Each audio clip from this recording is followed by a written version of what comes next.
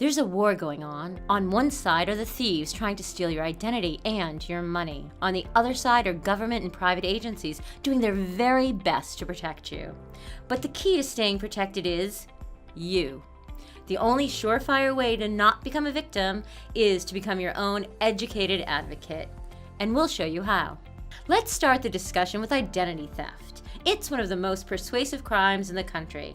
The federal government estimates that more than 17 million Americans were victim of some form of identity theft. That's 7% of the country. Over the past 6 years, identity thieves have stolen more than $100 billion. So how much is that? That's enough to pay every single American $300. So why don't more Americans know this and call for action? Probably because this is one crime where you don't find out you're a victim for a long time, if ever. Let's look at what kinds of activities qualify as identity theft. By far the biggest headlines about identity theft involves data breaches. This happens when identity thieves break into computers of big companies and gain access to the personal information of literally millions of Americans. In 2017, one of the biggest data breaches was also one of the most ironic. The hackers accessed names, social security numbers, birth dates, addresses, and driver license numbers. They also stole credit card numbers from about 209,000 people. Equifax is one of the big 3 credit bureaus that help shape your credit score, and Equifax sells an identity theft protection service called ID Patrol for $16.95 a month. Identity thieves can hit you almost anywhere at almost any time. We just mentioned one of the biggest data breaches ever, but the smaller ones are happening all the time. USA Today reported in 2018 data breaches affected 765 million people in the months of April, May, and June alone. At businesses as diverse as Dunkin' Donuts and websites like Quora. Marriott might have been hacked for 500 million records, although the final tally is still not known. And it might never be. Email offers don't grab the same big headlines, but they're also dangerous. You've probably seen these emails before. Emails that say you've won money or you've been left money by someone you don't know who lives in a foreign country. They ask you to wire them money to set up the transfer, and then they deposit a much larger sum into your account. Identity thieves also send emails posing as representatives from foreign governments. They ask you to help move money from one account to another. It sounds fishy, right? Who falls for this stuff? Well, it's been reported that this scam nets these criminals $100 million every year. These offers account for about 12% of scams people say they've received, according to the National Consumer League poll. There are many versions of this scam, so it's important not to respond to any emails if you don't know or cannot verify the sender. Phishing is a type of email and website scam. The ID thieves simply create a website using the name of a legitimate company, but add words like accounts or secure in the domain name. This is supposed to fool you into thinking an email is coming from a reputable country you might do business with, such as Amazon, Bank of America, you name it. The ID thieves send millions of emails asking consumers to verify their account information and social security number. So instead of hacking your personal information, they compel you to just hand it over. Unless you pay, and you've guessed it, a ransom. That can be a few $100s for an individual or thousands of dollars for a company. Identity thieves have gotten so skilled at their evil craft that they've started to specialize. Besides the email scam we just talked about, which hit up about 100 million people every year, there are many others. Let's review the many ways thieves attack your credit and debit cards, your social security information, driver's license information, your tax return, medical information, and even your unemployment benefits. Let's drill down on these and then review how to protect yourself from them all. This theft can happen online or in person. If you use an ATM or insert your credit card into a gas pump, you might fall victim to skimmers. Instead of hacking the internet, they hack machines. They take over the ATM or the gas pump and read your card's data. With a credit card, you have an excellent fraud protection. Simply call the number on the back of your card, and if you notice charges on your statement you didn't make, Many times your credit card issuer might call you to ask you if you made a suspicious charge. Your debit card is protected as well, but not nearly as much. You need to act fast. Your loss is limited to $50 if you notify your financial institution within 2 business days after learning you lost your card or had its data hacked. If it's outside that 2-day window, you are now responsible for up to $500 in damages. So if your ID is stolen on a Monday and $200 is spent, and you've discovered it and reported it on a Tuesday, you'll only be responsible for $50 of that damage. But if you don't report it until Friday, and the thieves spend an additional $200 on your card, you could be responsible for all $400 worth of charges. And if you don't report an unauthorized transfer that appears on your statement within 60 days after the statement is mailed to you, you risk unlimited loss on transfers made after that 60-day period. That means you could lose all the money in your account, plus your maximum overdraft line of credit. So if you lose your debit card, call and cancel it immediately. One thing to remember, if you report an ATM or debit card missing before someone uses it, you're not responsible for any unauthorized transactions. Even if your card isn't stolen and you think you lost it, report it the minute you realize it's gone. You can prevent any damage by simply calling your bank. Check your statements regularly to see if there are any mysterious charges and report them. A social security number is coveted by identity thieves because it's a portal to discovering all the other kinds of information. This means thieves will go to great lengths to get your number. Thieves who use your social security number to gain employment or to report income under your name. They'll use the tried and true tactics like phishing, but they'll also call you unsolicited with various stories to get you to give up your social security number. The most insidious scheme involves calling as hospital employees and saying a relative has been in an accident and is near death. They need your social security number to guarantee treatment. Your number is so valuable, thieves aren't beyond going old school to get it. They'll steal mail from your mailbox, lift your purse or wallet when you're not looking, and even rifle through your trash in search of personal records. They are relentless, which means you need to be too. Shred your personal information before throwing it in the trash, guard your personal possessions, and never respond to email offers or threats from people you don't know. A tax return is a lucrative prize for an identity thief because they literally file a tax return in your name and then redirect any funds to themselves. To get this, they'll use your social security number, so you already see how all these scams fit together. Generally, an identity thief will use your social security number to file a false return early in the year.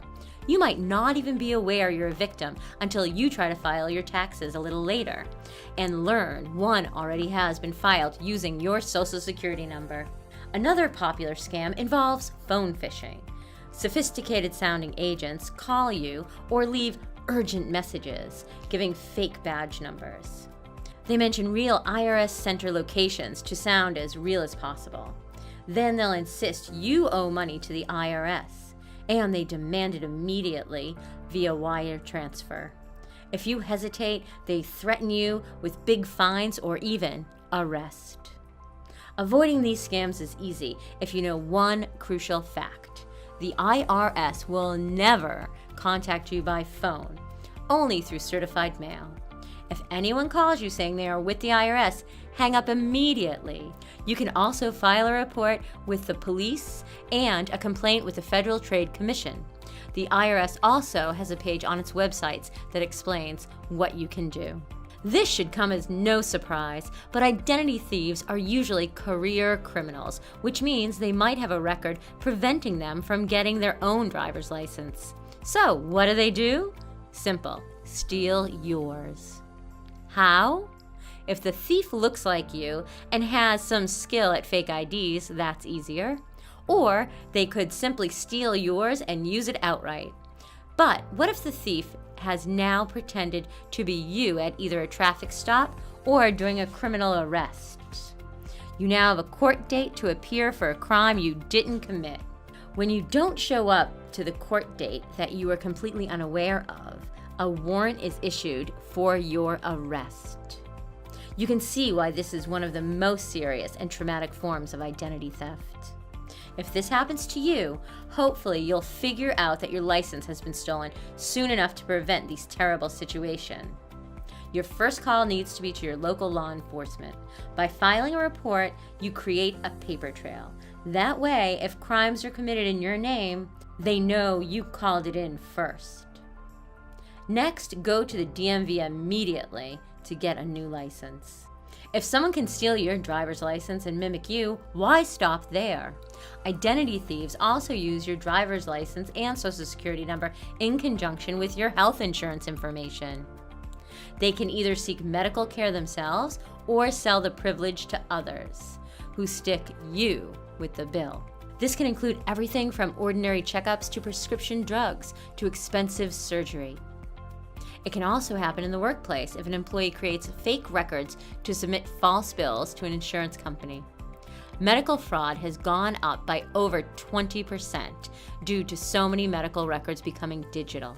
Check for these warning signs: being billed for medical services you didn't get, getting called by a debt collector about your medical bills you had nothing to do with, and reaching the limits of your benefits when you know you didn't have that many expenses. How do you prevent medical fraud? Get copies of your medical records and check them for errors.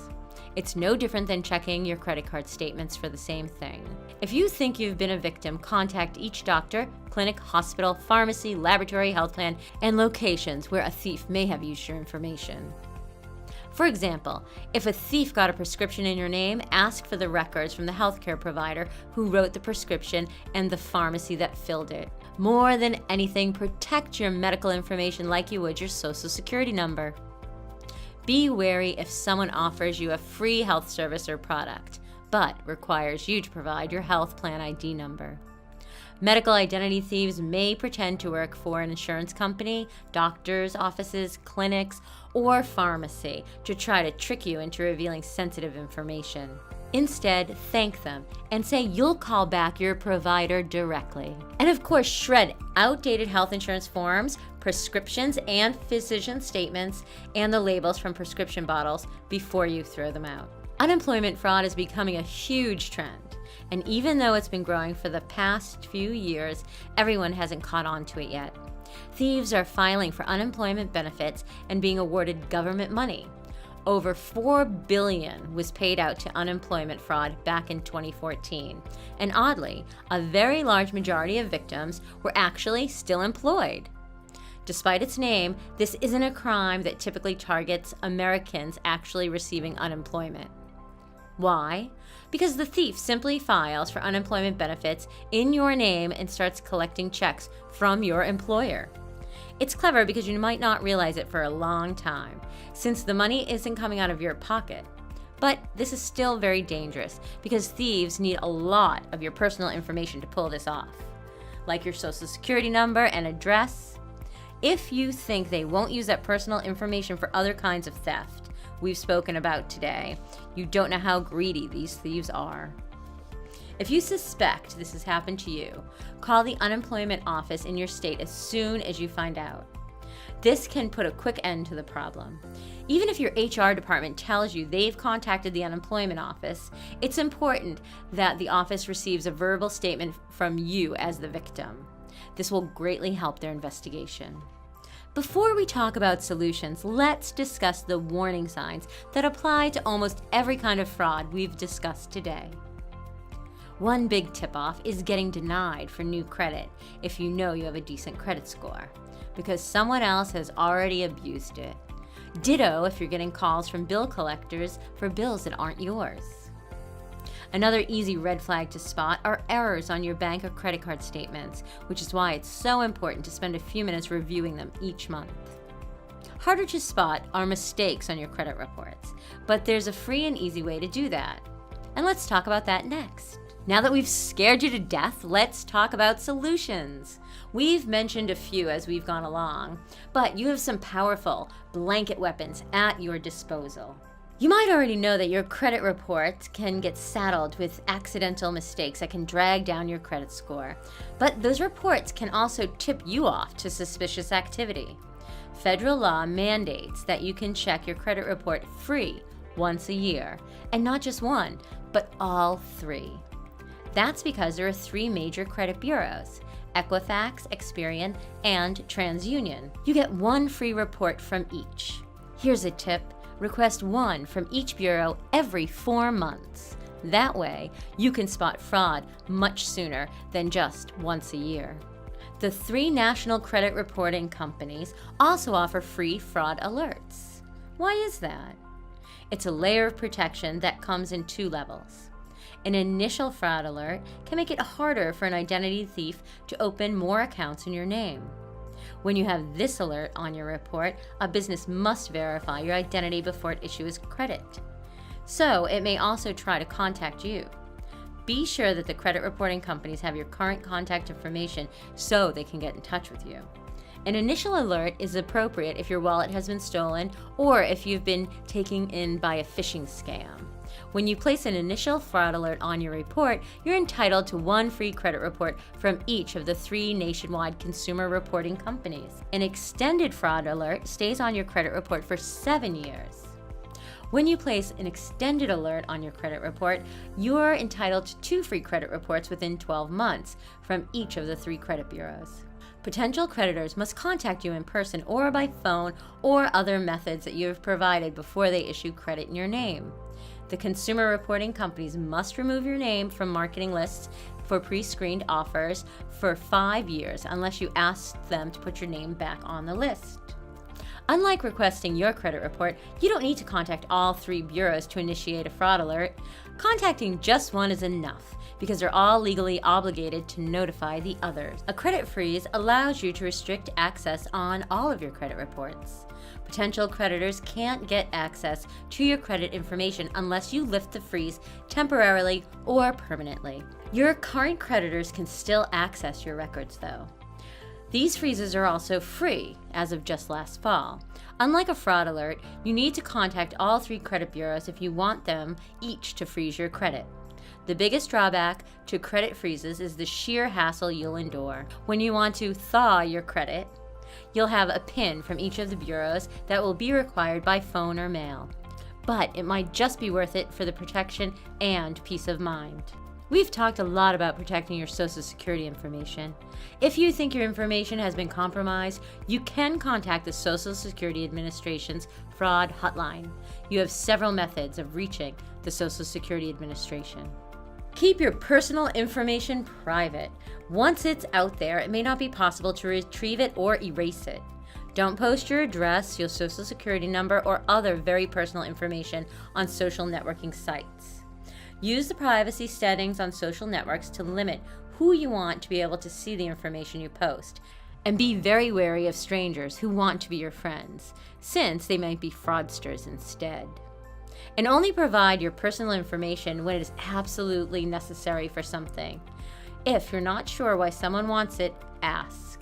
Shred all of your documents. Use strong passwords to lock your accounts.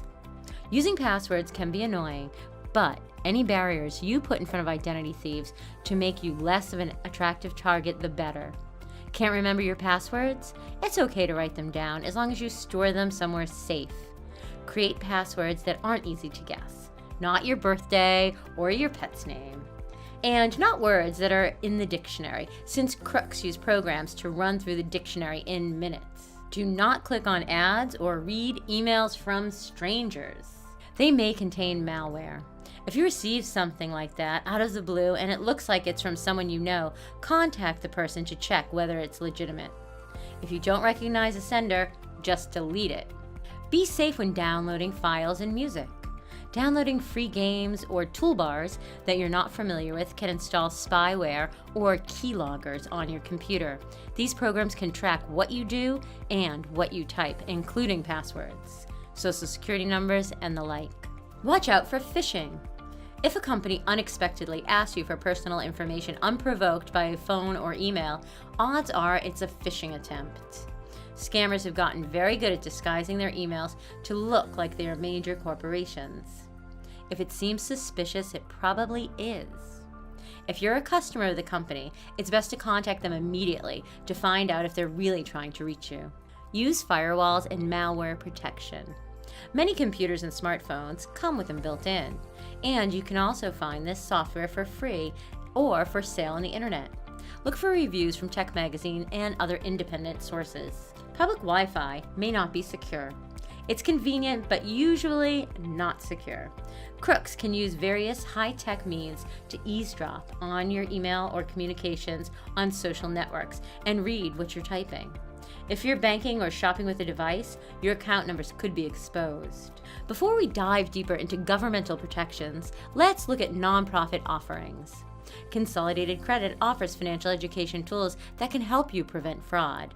Much like a healthy body is more resistant to illness, Consolidated Credit makes learning about your money painless and, dare I say, fun. Whether you prefer to learn from printed booklets or through interactive calculators, we can help you learn the basics that can protect you. While it's up to you to protect yourself, you don't have to go it alone. You have allies. The federal government has two agencies that really have your back. The newer one is called the Consumer Financial Protection Bureau, or the CFPB. The one that's been around a lot longer is called the Federal Trade Commission. How are they different? Let's take a quick look. The CFPB was created in 2011. It's not focused on identity thieves and that kind of crime. Instead, it focuses on protecting Americans from shady business practices from providers of mortgages, credit cards, and student loans. Its mission is to promote fairness and transparency in these financial products and services. If you feel you've been taken advantage of in any one of these areas, you can file a complaint with the CFPB. Based on those complaints, the CFPB has sent warning letters to some of these providers. The agency has also filed court documents and even issued new regulations that businesses must follow. The Federal Trade Commission's mission is less controversial than the CFPB. First, it's been around since 1914. Because this is government, it can get confusing to tell the difference between the CFPB and the FTC. Why? Because the FTC has a wing called the Bureau of Consumer Protection, which sounds a lot like the Consumer Financial Protection Bureau. But they're actually very different things. The FTC Bureau safeguards consumers by telling businesses what they can and can't do. For instance, it enforces the nation's truth in lending laws. The FTC can actually enforce civil contempt action and collect financial penalties from companies who do bad things. While many Americans of all political persuasions like to make jokes about Congress, the truth is there have been some bipartisan bills that have passed to protect consumers over the years. They also have been some confusing, similar-sounding names, but it's worth quickly reviewing them. Let's look at one of those good old laws, CROA as it's called. It regulates credit repair companies. Credit repair is a legitimate tool for fixing errors on your credit report, which, left unchecked, could drag down your credit score. But like everything else in the world, a few bad actors hurt the entire industry. So CROA protects you from unscrupulous credit repair agencies that try to steal from you. Just one example, CROA prevents credit repair companies from making you pay in advance for their services, and it gives you a chance to cancel the service without any penalties within 3 days. It can be tough enough to get credit at a decent interest rate or at all. The Equal Credit Opportunity Act makes it illegal to discriminate against anyone applying for credit based on their race, their religion, their age, their marital status, and even if they receive public assistance. It also dictates that your creditors notify you about actions they take on your credit applications. Dating back all the way to 1970, the Fair Credit Reporting Act regulates the way credit reporting agencies use the information they receive about your credit history. The FCRA is mostly aimed at what are called the Big Three credit bureaus. That's Equifax, Experian, and TransUnion. It keeps misinformation from being used against you. FCRA has very specific guidelines for how your personal information can be gathered and released. Not to get too confusing, but the FACT Act is actually an amendment to the Fair Credit Reporting Act we just talked about. It dates back to 2003 and allows you to pull your credit for free from annualcreditreport.com. Given how many mistakes are on credit reports, this is something you should do every year. Take advantage of the power you now have. The FCBA has two provisions that are pretty powerful. First, you have 60 days from the time you receive your credit card bill to dispute any charges with your credit issuer. And if your card is lost or stolen, you have the right to dispute charges over the phone instead of sending in a letter. I won't even tell you how difficult it was to do these two things before this act. Debt collectors aren't beloved by many people. They have a job to do just like everybody else, and let's face it, theirs is not a pleasant career. Because of that, Congress wanted to make sure debt collectors didn't go to extremes to collect money that's owed to them and others. So the FDCPA set strict limits on debt collectors. For example, they can't call you before 8 a.m. or after 9 p.m., and they can't call you at your workplace. If a debt collector violates these rules, you can file a complaint with the FTC. Remember when I mentioned how the Equal Credit Opportunity Act outlawed discrimination in credit transactions? This does the same thing for housing.